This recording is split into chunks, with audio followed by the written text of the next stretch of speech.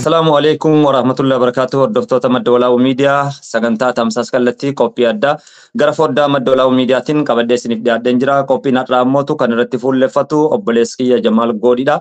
Yeroodha yerootti hawaasaatii sagalee ta'uudhaan akkasumas tumsa adda addaa keessatti hirmaachuudhaan gara sooshaal miidiyaatiin sooshaal miidiyaa irratti hawaasa keenya irratti dhimmoota adda addaa irratti hirmaachuudhaan hojiilee adda addaa dalagaa ture.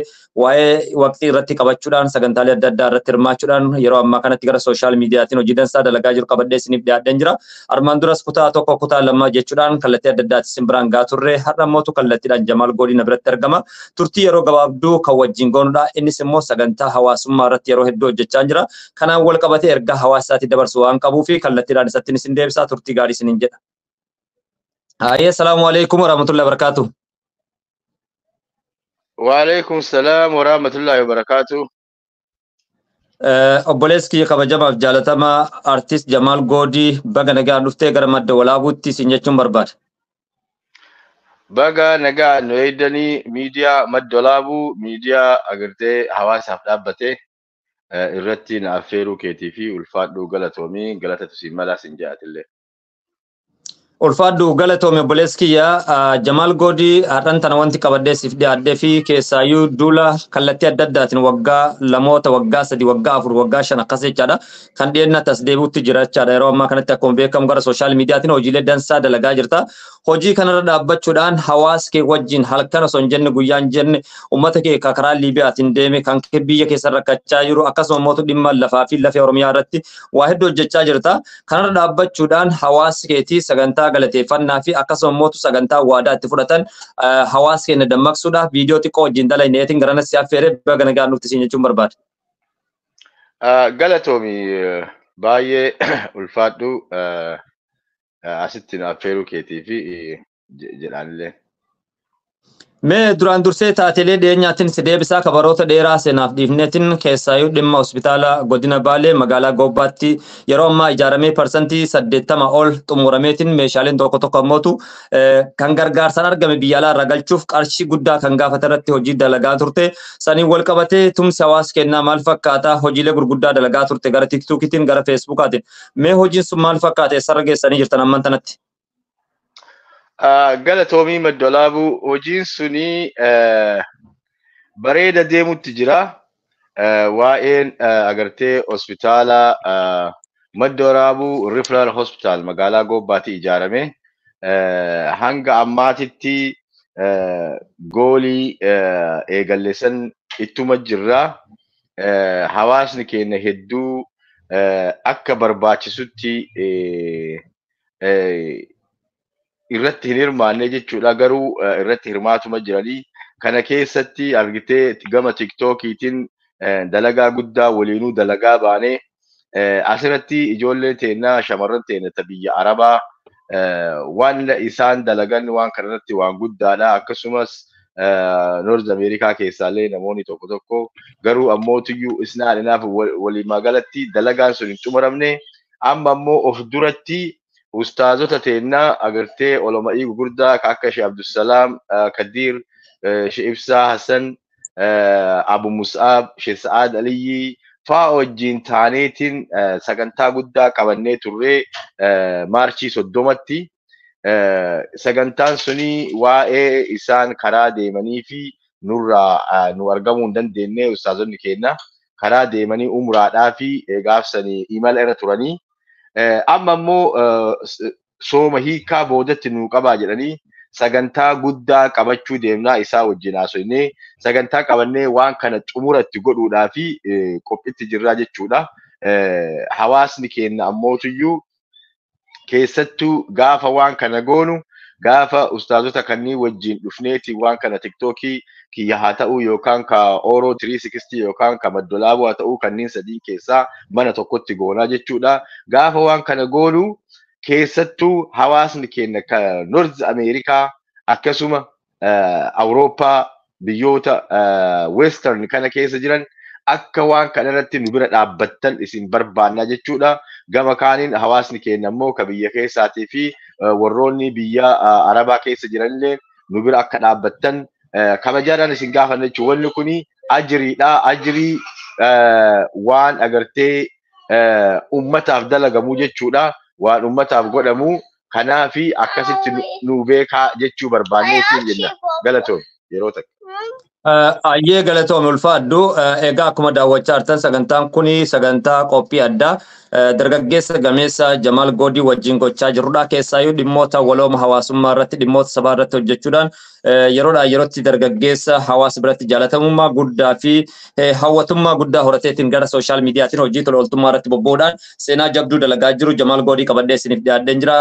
Wanti nu waan kana qabadhee dhufeefis hawaasni yeroodhaa yerootti kallattii adda addaatiin gaafii dhiyeessaa turtan irra dhaabbachuudhaan isa dhiyeesse. Keessaayyuu waa'ee hospitaala Goobaa yoo dubbanne tattaaffii inni gochaa turee fi gara sooshaal miidiyaatiin hawaasa keenya wajjin dadhabbii inni gochaa ture irra dhaabbachuudhaan waa'ee hospitaala Goobaa gaafachuuf dirqame jechaadha. Mee hospitaala Goobaatiin wal qabsiiftee hanqinnoonni jiraniif ciminni jiran akka hawaasa keenyaa akka biyya keessaatti maal jettee adda maaliif gita obboleewwan keenya Harargee olaalte haalli simannaan biyya keessatti godhatame hawaasaanis haa ta'u diiyaasporaanis haa ta'u inumaayyuu wanti sun kama biyya galee argaa jirra garaagarummaan hawaasa kanaatii fi obboleewwan keenya Harargee maal jettee adda meeshaan biyya galee jira. Naannoo keenyatti duubatti harkifannaan walumaanis argaa jira. Hanqinni kun maalidha? Hanqinni hubannoo dhabiinsaati moo tarii sooshaal miidiyaa fayyadamuu dhabiinsa moo maalirraayi hanqinni gurguddaan ni jira jettee yaada akka nam tokkootti? Galatoomi Maddolaabu waan kana hawaasni keenya waan kanarratti is for first time jechuu yeroo jalqabaati. Namoonni hawaasni keenya kan naannoo birii ammoo waan kana muuxannoo qabanii akkasumas ijaarumsa gadi fageenyaan waan qabanii fi namni bakka jiru wal hubateeti waliin dammaqee jechuudha. Keenya ammootiyyuu waan kana irratti agartee yeroo jalqabaatillee wanni kun gama keenya dhufuuni ammootiyyuu hangasitti hawaasa keenya dadammaysutti jirra waan kana irratti. I think wanni kun galma magaa jira. Dadhabinni ammoo ka jiru gama agartee warroota waan kana sochoosaniitiin gama sooshaal miidiyaatiin yoo erdhinni nima jira gama sooshaal miidiyaa irratti dhufaniitii waan kana dubbachuu irratti baay'ee erdhinni jira agartee akka amma doktoroonni naannoo birii irraa dhufaniitiin sooshaal miidiyaa Nuruddin Suleefaati, Dr. Obsaan Faati, without even tuffii tokko malee jechuudha. Tuffii malee dhufaniitiin waan kana godhaa jiranii. Kanaafi hawaasni keenya ammootiyyuu hayyoonni keenyaa fi doktoroonni keenya waan kana irratti xiqqoo isii laafinnatu jira. We have not seen any like leaders or namoota gurguddaa hayyoota doktoroota illee haa ta'u waan kana irratti argaa hin jiru jechuudha. Namni gabbayeetiin waan kana irraa dubbataa jiru hin jiru. Hin dhageenye yoo nuti as gubbaadhaa haasaa jiru kana taate malee kanaafi dadhabinni jira. Dadhabina kana ammootiyyuu walumaan ijaarataatiin sochoofataa agartee itti deemna. We will insirreessinaa jedha Maddolaabu waan kana. Akkuma daawwachaa jirtan dhuguma dubbachuuf hanqinnoonni jiran gara hawaasaatiin akka hin ta'in ragaa nu ba'ee jira. Jamaal Goodii anis kanuman jechuun barbaada. Hanqinni jiru warroota silaa waan kana sochoosan akkuma obboleewwan keenya Harargee Dr. Nuruddin Hussein Suleefaa fudhachuu danda'ee jira. Akkuma Dr. Obsaan Faati gara tiktokitti dhufanii hawaasa isaanii dammaqsaa turan. Doktoroota biyya ormaa keessa jiran hawaasa isaanii dammaqsaa jiran sanitti hawaasa qorqalbii isaa kakkaasaa jiran sanitti naannoo kanaayis doktoroonni nu qabnu piroofeesaroonni nu qabnu illee osoo hojii kana irratti hojjetanii hawaasni keenya hawaasa dammaqiinsa qabuu fi hawaasa qorqalbiin isaadha misooma irratti xiyyeeffate ta'uu isaa ragaaleen biraa hin jirani. Ragaalee jiran keessaa tokko hawaasni keenya misooma irratti ni hirmaata. Garuu ammootu doktoroonni keenya akkuma kutaan biraa yookaan obboleewwan keenya Dr. Nuruddin Faati nu bira illee dhufanii Jamaal Goodii fa'aa bira dhufanii nu jajjabeessaa turan kan akka Dr. Obsaa Faati isaan jabeessaa turan. Doktoroonni silaa dhalataa lafa sanii ta'an naannoo sanii ba'an gabbaniitiin osoo waan kana irratti dubbatanii hawaasni keenya dammaquu danda'a. Hawaasni rakkoo hin qabu xiqqoo hanqinni jiru gara kennaani kan jiru gara doktorootaa fi warra waan kana ofirratti jechuun ragaa tokko nu kenneen jira. Namnis kan argaa turee fi akkuma argite wayitii mallaqa kennaa turan doktoroonni keenya eessa jiran kan jedhu gaafiin kakka'aa ture. Gaafii saniifis kabargataa turte yeroo sanitti jechaadha. Maaliif haamlee walii eeguudhaaf wal jabeessuuf dubbachaa turte galatoomisin jechuun barbaada. Ciminni jiru hoo mee hawaasa bira biyyaas haa ta'u shamarran keenya biyya arabaas jiran irratti ciminni jiru maal fakkaata gara diiyaasporaatiin? Wallahi ciminni jirullee akkuma jirutti jira. Hawaasni keenya warri diaasporaa jiran nuti akka warra diaasporaa jiruutitti kutaa isteeta adda addaa irratti namoota keenya hawaasa naannoo sanii dhufan bakka maratti dubbisneetiin guruupii WhatsAppii keessatti akkasumas hawaasni hedduu hirmaannaa godhu jira. But it's not enough.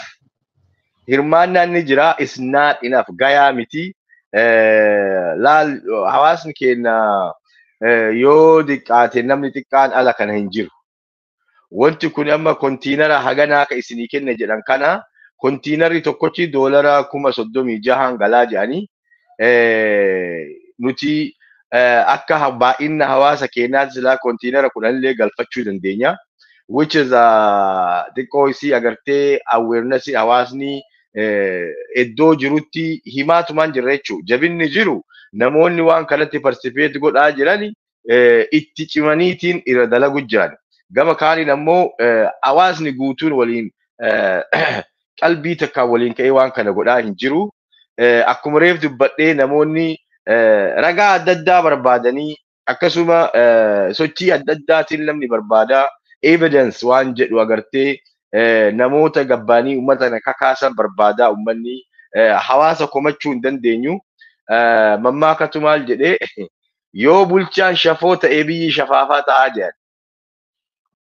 Kanaafi yoo warri waan kanaan deemu suni wala physicians, doktoroonni, hayyoonni naannoo kanaa bayan gadi banii waan kana irratti odoo dhiibbaa godhaniitiin awarenessii kennaa hubannoo uummata keenyaa kennaa deemanii uummati keenya participate ni godha waan kanarratti ni jabaataa jechuudha. Xiqqoosi bakkeen uummata keenya duubatti harkifachiiste bakka waan kana legitimacy namni gadi bahee itti kennu yoo nuti amma social media irraa haasayuu kana TikTok irraa Facebook irraa haasoo ta'ini uummanni namni keenya xiqqoosi hawaasa agartee warra dura bu'anii akka doktoroota waan kana eegan jechuudha.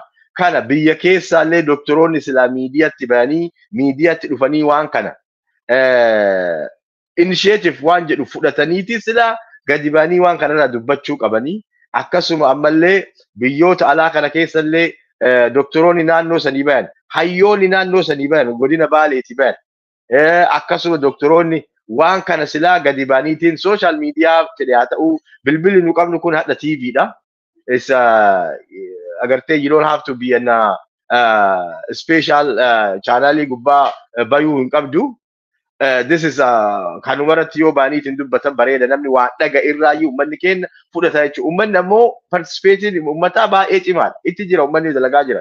Keessattuu ijoolleen biyya Arabaa keessattuu shamarran biyya Arabaa jiran waan kana irratti mata dureedhaan hirmaannaan isaan godhan TikTok irratti waan nu haasoo nurraa fuudhanii ijaaramanii akkasuma mataa mataan walumaa galatti shamarran biyya Arabaa akkasuma ammallee shamarran biyya Arabaa kutaa Baalee wal ta'anii wanti isaan dalagaa waan guddaa walumaa galatti ammallee shamarran biyya Arabaa keessa jiran ijoolleen naannoo hundarraayi waan kana irratti warri gahee isaanii bayan gugurdaa jechuudha. Akkaawuntii biyya keessa baname irratti warroonni akkaawuntii isa irratti mallaqa galchaa risiitii nu ergaa jiran keessattuu ijoollee shamarranii biyya Arabaa jechuudha. Kana keessatti obboleeyyan teenya kadhiiraa keessa hin jiran jechuu yoo danda'in hirmaannaan isaanii xiqqaa. Way baay'ee xiqqaadha. Kanaaf yoo na dhageettan dubbii adii irra baasnee dubbanna hirmaannaan ijoollee teenya kadhiiraa Baalee gorra godina sanii bahe keessattuu ijoollee naannoo Gobbaa Roobee naannawa kanarraa hospitaalli kun dhaqa ijaaramaa jiru ganda san keessa jechuudha magaalaa Gobbaatitti. Tokkoffaa magaalaan tuniin guddatti lammaffaa biizinasni magaalaa kanan seena waan guddatu deema jechuudha. Akkasuma hawaasni keenya dargaggoonni keenya kan gama Liibiyaa badanii bishaaniin qurxummiin dhuman kun dalagaa argatanii dalagaan isaanii bahee magaalaa kana keessatti hirmaannaa guddaa argatu jechuudha. Kanaafi obboleeyyan kiyya kadhiiraa namoonni adda addaa waan kana dhagahin amma asirraa dura dhagaatii koottaa hirmaadhaa waan kana akka keessanitti fudhadhaa irratti dalagaa waan jedhu qaba Maddolaa Bugalatoon. Jamaal Goodii ulfaadhu dhugaa dubbachuudhaaf yaada hedduu nu dabarsaarta. Keessaayyuu faayidaa hospitaalaallee qabsiiftee dubbachaa jirta.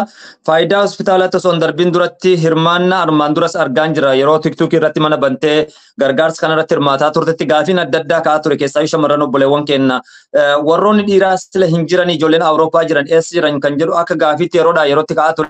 Wanti kun waan hospitaala qofa irratti ka'ee miti gaafa tumsa hawaasa keenya deebisanii dhaabuu keessatti re'ee sadii walitti qabatanii ofii keessanii murteessanii gabbaatan keessatti ijoolleen jirtu ijoollee Eeshiyaa fi ijoollee kutaa isin wal beektan fakkeenya namoota Seattle jirtan, Minnesota jirtan, Colorado jirtan naannotuma sanirra Washington DC irraa akka madda fa'aa taatanii waan kana push gataa turtan malee ijoolleen keessaa naannoo UK jiran, German jiran, France jiran, Holland jiran, Switzerland, Norway jiran kunniin mucucaachuun ni mul'ata koomiitii akka koomiitii ka'aa ture. Tarii ijoollee kana wal quban qabne moo isin maalirraa ka'eetiin harcaatiin akkasii mul'achuu danda'e irra caalatti keessaa UK akkuma teette ijoolleen roobee hedduun isaanii jiranii ijoolleen gobbaa jiranii fakkeenyummaa silaa warri socho'uu qabu hawaasa kana ture komiin ka'aa tures kanaan wal gita waan taateef mi'a asirratti yaada dabartee yoo jiraate kallattiidhaan gara sagantaa kaanitti darbuun dura. Galatoomi Maddolaabu nuti wantoota kana yeroo goonu social media irra goonaa namni martiyyuu ifa jechuun ni arga. Nama tokko beektaa itti himta malee ittiin hiitu. In dhaga'anii ni arganii amma waa'ee hospitaala gobbaa kana haa ta'u, wama biroollee haa ta'u, ijoolleen Awurooppaa irraallee, Ameerikaa irraallee bakka marraa waliin haasa'u jira. Social media kana gubbaa wajjin oolu jira. Quba qabani itti himneetiin jirra. Hubachiisneetiin jirra. Garuu gama waldaa haatiillee nu gaafadhaa jedhanii gama waldaa haatiillee akkasuma xalayaan barreeffameefii jira. Which is eegutti jirraa jechuun bakka komisan hin geenne waa'ee hospitaalaa irratti because akka waldaa haatiin nu barreessaa jedhanii waan jiraniif ijoolleen namoonni tokko tokko amma namni achuma keessa Jarman irraa kaata galchanii jiran jechuun waan kana. Galchanii risiitan erganii jiran ijoolleen tokko tokko. Kanaafuyyuu akka waldaa haatitti nu qopheessaa jedhanii dura taa'atti waldaa ichaatti kenninee jirra jechuudha xalayaa. Kanaafi hin eegnaa jechuudha. Walumaa galatti carraa qaban jechaadha. Isaan ammas carraa qaban jechaadha. Galatoomii warroon daawwachaa jirtan sagantaan kun hin xumuramne. Sagantaan kun gara fuulduraatti ammas cimee akka itti fufu waa hedduu kallattii adda addaatiin abdiin akka jiru Jamaal Goodii irraa hubattanii jirtanii warroonni sagantaa kana hordofaa jirtan warroonni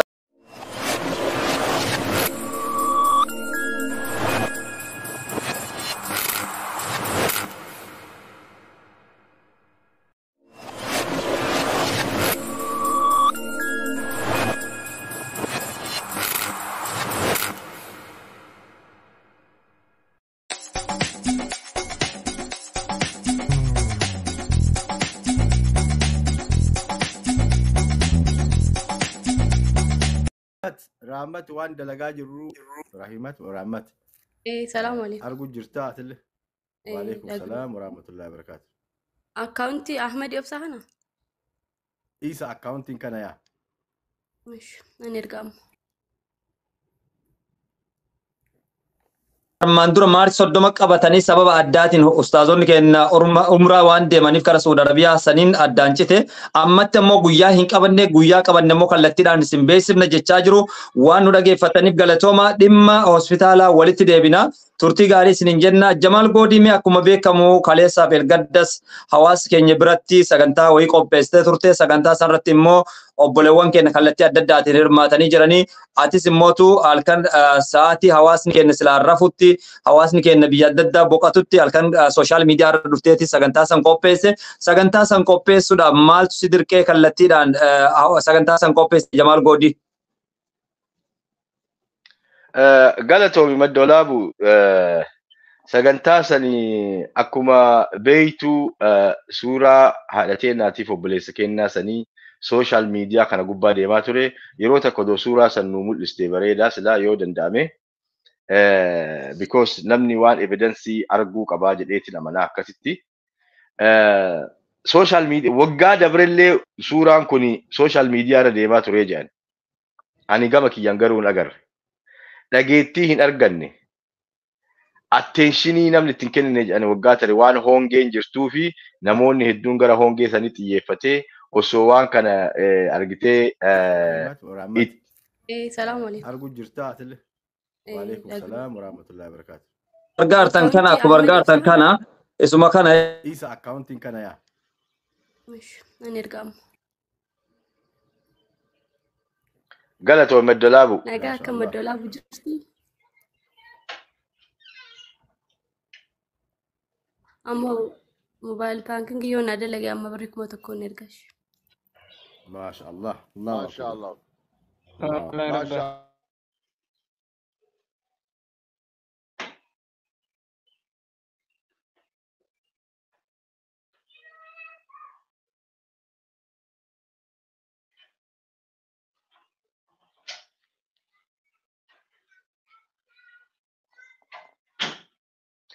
walumaa galatti suuraa haadhateen tanaa jechuudha. Suuraan haadhateen tanaa obboleessa keenya wajjin sooshaal miidiyaa kana gubbaa deemaatiin ture. Ni jira Maddolaabu? Okay. Suuraa kana argineetiin akkanuma namoonni tokko tokko biyyarraayii waan danda'amu ijoolleen gama akkaawuntii isaaniitii waa kennaatiin turanii baay'ee nama rifachiisa jechuudha. Suuraa obboleessa keenya haadha tana ganna 30 guutuu obboleessa keenya kana yaalchisaa akkasumatti turanii jechuudha. Isa wajjin obboleessa keenya kana wajjin rakkataatiin haati keenya kun gidiraa guddaa argaatiin ganna 30 jechuun waan xiqqaa miti. Namni kun odoo nama fayyaa qabaatu ta'ee akka keenya kanatti nama qotatee horatee agartee fuudhee ilmaan argee jiraachuu danda'u ture silaa jechuudha.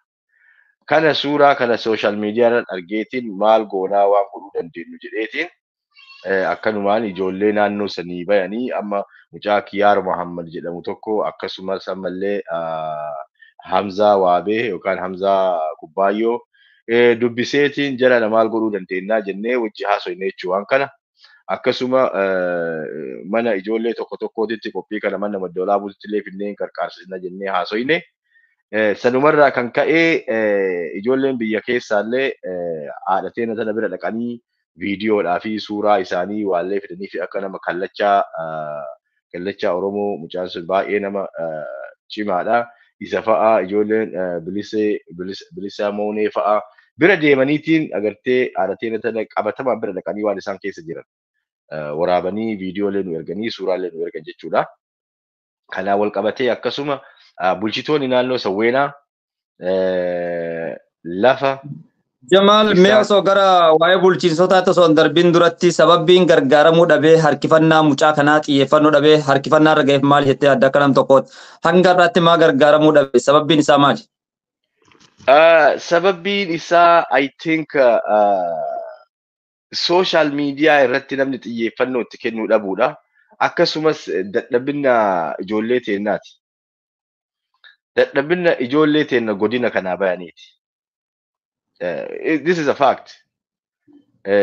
Argitee silaa odoo nuti nama keenya rakkataa kennuuf duuba gargallee laallee hubannoo kennineefiitiin jennee xiyyeeffannaa hin dhabdu jechuu ayyoon teenna tuni. Sanirraan ammoo neetwork bakka walumaa gala neetworkii dhabu. Neetworkii jechuun neetworkii bilbilaa odoo hin ta'in neetworkii hawaasaatti laafa.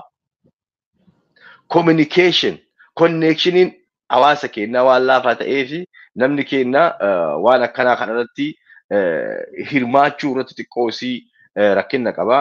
Laali wanni mana kan kee haxaawwatta jalqaba mana namaa haxaayuu dura xiyyeeffannaa kan dhabee fi dadhabina keenya. Dadhabina anaaf sihii nuti. Nu ijoollee baalee jechuun walumaa galatti ebaluu odoo hin taane dadhabina mataa keenyaati. Keessattuu dadhabina ijoollee naannoo sanii bayaniiti. Akkaan dhugaatti. Kanaafi attention dhabame ijoolleen naannoo sanii bayan godina Baalee haa ta'u akkasumas ammoo gaddeebinee yoo jenneyyuu naannoo Sawweenaa Gindhiirii naannoo kanaa bayan haadhateen tana waggaa kana guutuu isaan ganna 30 nama kan wajjin akkana gidira arguun abbaan mucaa kanaa yoo dhageesse keessaayyuu sagantaa qopheessaa turte irratti koomantiinis ka'aa ture jira. Mucaan kun haga ganna dhukkubsatu dhalattoonni naannoo sanii kan Awurooppaa jiran hedduu jira. Kan Eeshiyaa keessa jiran hedduu jira. Warroota dhiiraa kan beeknu jira. Waan biraatu kan dubbatan hedduu jiranii bifa koomiitiinis namoonni kaasaa turanii koomentiin adda addaa ka'aa ture akkuma jette jechaadha.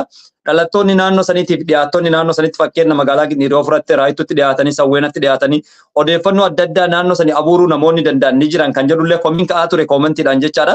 Kanaaf ammas taanaan namuutu goloo isaa keessa deebi'ee haa ilaallatu. Warroonni waan kanarratti hirmaachaa turan inumaa ijoollee naannoo gara baddaa kana gara olaanoo gara gaarreen kanneen jechaadha. Kara diishoo kara gobbaa kara roobee dallumannaa kana hawaasni garasi dammaqaa hin jiru jechuu kiyyaa miti. Hubannoon gadhaanaa ta'u maaliif wanti kun nu dhokate kan jedhu ijoolleen Oromoo kutaa biraa komii dhiyeeffachaa turan kaleessa galgala koomentii argaan ture jechaadha. Kanaaf namoota mana keessa akka deebinee of laallu nu gaafata jechaadha.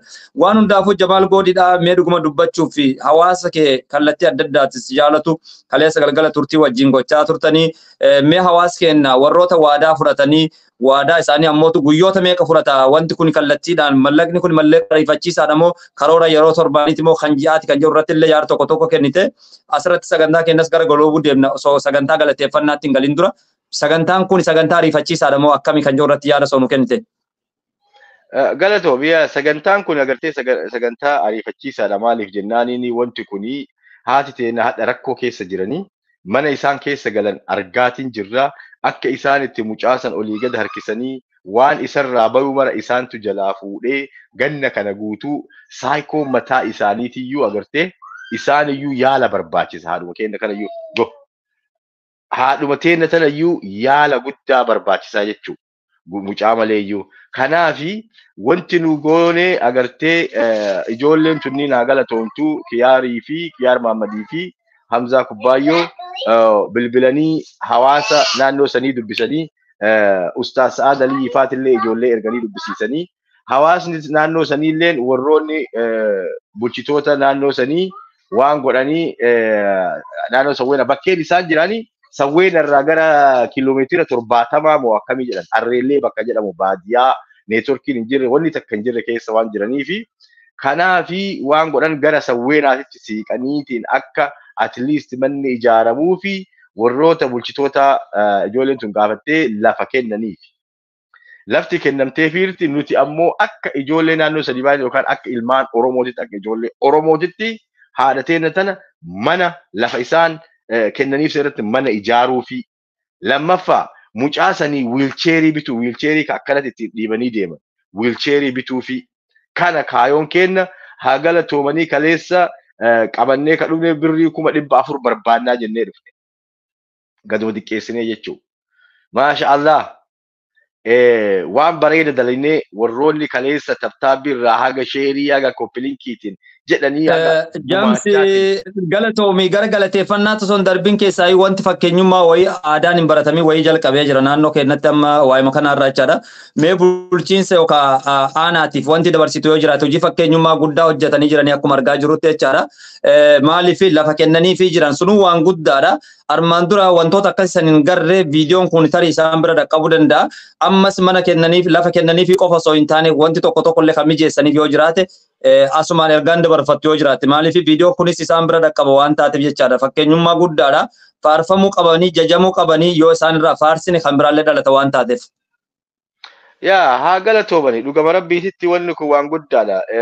Aantummaa sabaa jechuun kana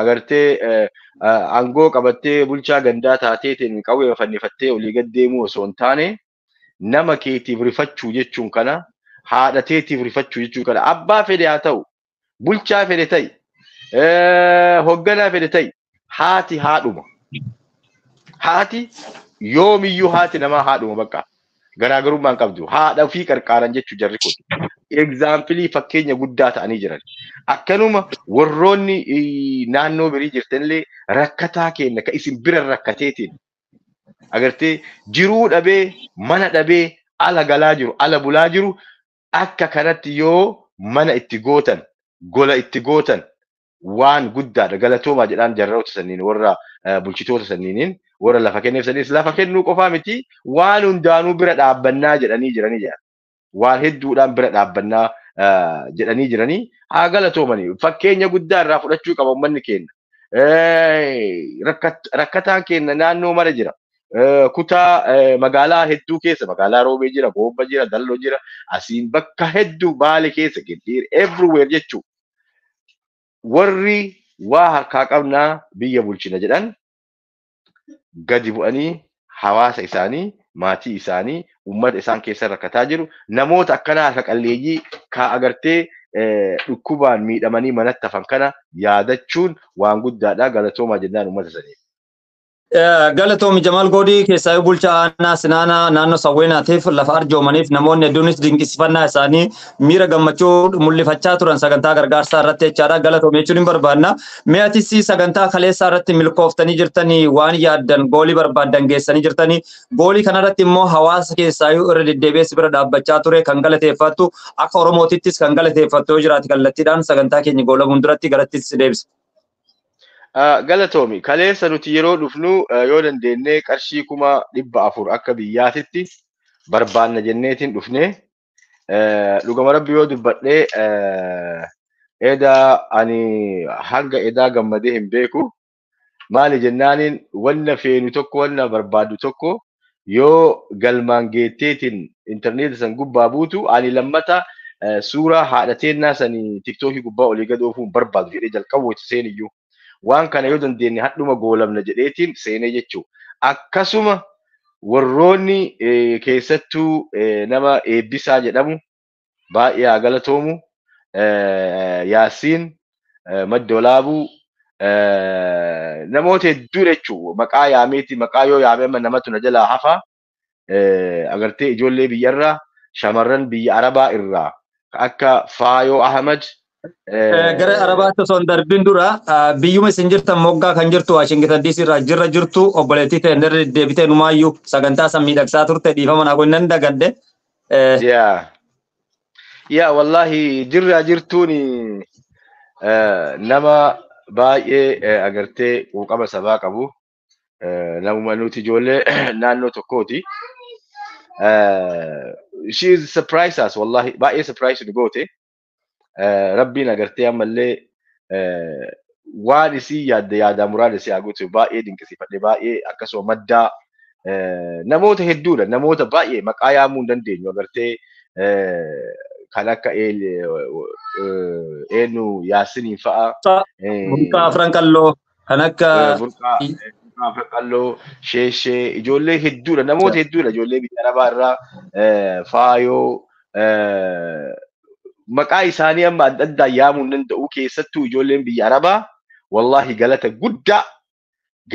guddaa qabdanii waan barbaanne san galmaan genne baanne waan kaleessa guurre keessaayi doolarri 400 waan harka kiyya jiru amma jechuudha.